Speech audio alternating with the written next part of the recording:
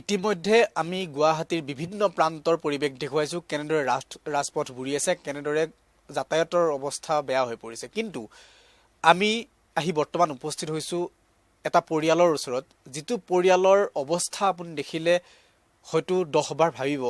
যে কেনেদৰে তেওঁলোকে এই গুৱাহাটী মহানগৰীত এই কৃত্ৰিম বানৰ কবলত পৰিছে আৰু নিজৰ জীৱনটো আগবঢ়াই লৈ যাবৰ কাৰণে চেষ্টা চলাইছে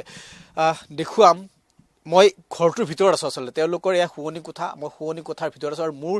এতিয়ালৈকে দেখিছে একাঠু পৰ্যন্ত পানী আৰু একাঠু পৰ্যন্ত পানী তেওঁলোকৰ ঘৰৰ শুৱনি কোঠাত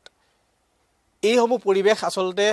সকলোৱে জনা দৰকাৰ সেইবাবে আমি এই মুহূৰ্তটো নিশাৰ ভাগত আমি বিভিন্ন স্থানলৈ গৈছোঁ আৰু আহি এই পৰিয়ালটোৰ সৈতে আমি লগ হৈছোঁ আমি কথা পাতিবৰ কাৰণে তেওঁলোকৰ সৈতে চেষ্টা কৰিম কেনেদৰে তেওঁলোকে আচলতে তাৰ আগত মই দেখুৱাম এটা পৰিৱেশ তেওঁলোকৰ এই চিলিণ্ডাৰ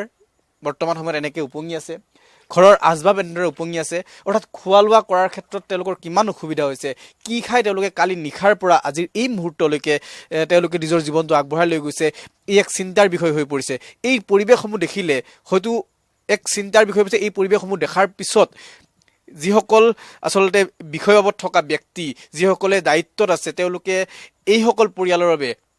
কি ব্যৱস্থা কৰিব হেয়া চিন্তনীয় বিষয় সেই বিষয়েও কিন্তু এক প্ৰকাৰৰ তেওঁলোকে জনা দৰকাৰ যে কি ধৰণে কেনেধৰণে কৃত্ৰিম বানত তেওঁলোক আছে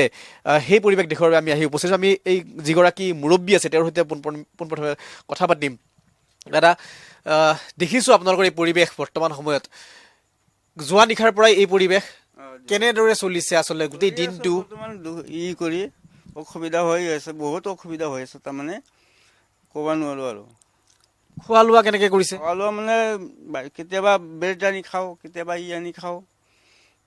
দিনৰ দিনটো ব্ৰেড খাই আছে দিনটো ব্ৰেড খাই আছোঁ এতিয়াও পানী কমা নাই গোটেই ৰাতিটো হয়তো পানী এনেকৈয়ে থাকিব এতিয়া অলপমান কমিছে অলপমান আগত বিছনাৰ ওপৰত আছিল বিচনাৰ ওপৰত আছে বিছনাৰ ওপৰত আছিল ঘৰত কোন কোন আছে আপোনাৰ পৰিয়াল কোন কোন আছে মোৰ ছোৱালী আৰু মোৰ বাইক ছোৱালীজনীকো একো খুৱাব পৰা নাই হয়তো ব্ৰেড আপুনি চাই আছে না ব্ৰেড কিনি আনিছোঁ এতিয়া বৰ্তমান অকল ব্ৰেড খাই থাকিব ব্ৰেড খাই থাকিব উপায় নাই এতিয়া এনেকুৱা এটা যন্ত্ৰণাময় পৰিৱেশ যন্ত্ৰণাময় অৱস্থাত আপোনালোকে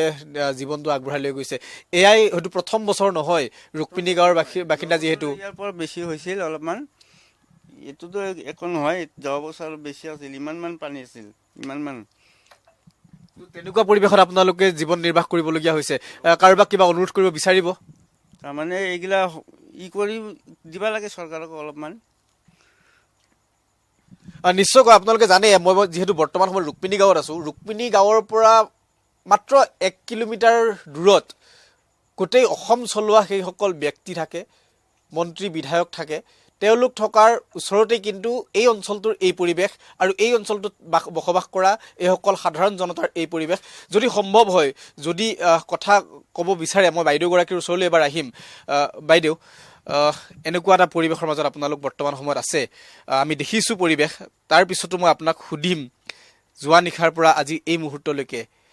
কেনেদৰে আচলতে পাৰ হৈছে প্ৰতিটো সময় কেনেদৰে কামবোৰ নাই টকা পইচা নাই কি খাম বাচ্চা এটা আছে বিছনাৰ শোৱাৰ জেগা নাই কুৰ্চীতে শুই ঘুমাই আছে বেড চেড খাই আছোঁ এইবিলাকে চৰকাৰে এইটো দায়িত্ব ল'ব লাগে পানী চানী হৈ আছে মানুহ ওলাব পৰা নাই বাচ্চা স্কুল টিউশ্যন চব বন্ধ হৈ আছে চৰকাৰে একো ব্যৱস্থা নকৰে খাবলৈ নেদে একো এইটোৱে আৰু চৰকাৰৰ পৰা অনুৰোধ কৰিছোঁ এইটো কৰিব লাগে ৰাস্তা ঘাট চব ভাল কৰিব লাগে প্ৰত্যেক বছৰে কিন্তু বানপানী হোৱাৰ সময়ত বিভাগীয় মন্ত্ৰী আহি উপস্থিত হয় তেওঁলোকে আশ্বাস দিয়ে যে প্ৰত্যেকবাৰে এই যি সমস্যা এই সমস্যাসমূহ সমাধান তেওঁলোকে কৰিব কিন্তু বাৰে বাৰে আপোনালোকে এনেধৰণৰ পৰিৱেশৰ মুখামুখি হ'বলগীয়া হয় এইবাৰ আশা কৰিব জানো সেইসকল মন্ত্ৰীয়ে বা বিষয়ববীয়াই এই সমস্যাটো সমাধান কৰি দিব পাৰিব এইটো ল'ব লাগিব পূৰা দায়িত্ব ল'ব লাগিব চৰকাৰে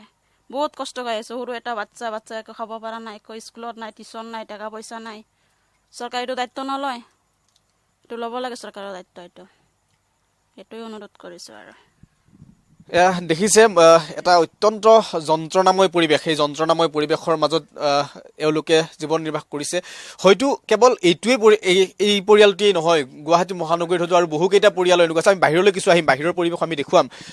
যিহেতু বাহিৰত তেওঁলোকৰ কেনেধৰণৰ এটা অৱস্থা আছে। কাৰণ আপোনালোকে ইতিমধ্যে মোক দেখাৰ লগে লগে হয়তো অনুভৱ কৰিব পাৰিছে যে কেনেকুৱা এটা পৰিৱেশত, কেনেকুৱা এটা কদৰ্যময় পৰিৱেশৰ মাজত, এক যন্ত্ৰণাময় পৰিৱেশৰ মাজত তেওঁলোকে জীৱন নিৰ্বাহ কৰিছে। ইয়াতে বহুকেইটা ঘৰ আছে, সেই ঘৰসমূহকো মই দেখুৱাবৰ কাৰণে অনুৰোধ জনাম। মোৰ সহযোগী কিংকু আছে, কিংকুৱে দেখুৱাব এনেকুৱা ধৰণৰ পৰিৱেশ। এই পৰিৱেশৰ মাজত তেওঁলোকে আচলতে জীৱন নিৰ্বাহ কৰিছে। আমি আগুৱাই যাবৰ বাবে কিছু চেষ্টা কৰিছোঁ যদিও এক ভয়ানক বিপদ হয়তো সন্মুখত থাকিব পাৰে। কাৰণ কোন স্থানত কেনেকুৱা ধৰণৰ পৰিৱেশ আছে আমি নাজানো। এয়া একাঠু পৰ্যন্ত পানীৰ তলত এইসমূহ পৰিয়াল তেওঁলোক আছে, তেওঁলোকে ইয়াতেই তেওঁলোকৰ জীৱন ইতিমধ্যে তেওঁলোকে উল্লেখ কৰিছে। তেওঁলোকৰ ভাষ্য আমি শুনাইছোঁ যে যোৱা নিশা বৰষুণ হোৱাৰ পিছৰ পৰা এই পৰিৱেশ, তেওঁলোকৰ নিজৰ কণমানিগৰাকীক একো এটা খুৱাব পৰা নাই ভালকৈ, তেওঁলোকে কেৱল মাত্ৰ ব্ৰেড খাই তেওঁলোকে এতিয়ালৈকে আছে। এক দেখিছে আপোনালোকে এই পৰিৱেশ, এয়া DY দৰ্শকসকলক আমি এক্সক্লুচিভলি এই পৰিৱেশ দেখুৱাইছোঁ। আৰু এই পৰিৱেশৰ মাজতেই এয়া যেন গুৱাহাটী মহানগৰীৰ স্মাৰ্ট চিটি, গুৱাহাটী মহানগৰীৰ এয়া এক ফোপোলা স্বৰূপ, এয়া সম্পূৰ্ণৰূপে আপোনালোকৰ সন্মুখত আমি দাঙি ধৰিছোঁ। এই যন্ত্ৰণাময় পৰিৱেশ, আৰু ইয়াকেই হয়তো গুৱাহাটী মহানগৰীৰ উন্নয়নৰ ঢাক ঢোল বজোৱা বৰমূৰীয়াসকলে জনা উচিত। তেওঁলোকে ইয়াক অনুভৱ কৰা উচিত আচলতে কেনেধৰণৰ পৰিৱেশৰ মাজত গুৱাহাটী মহানগৰবাসী বৰ্তমান সময়ত জীৱন নিৰ্বাহ কৰি থাকিবলগীয়া হৈছে।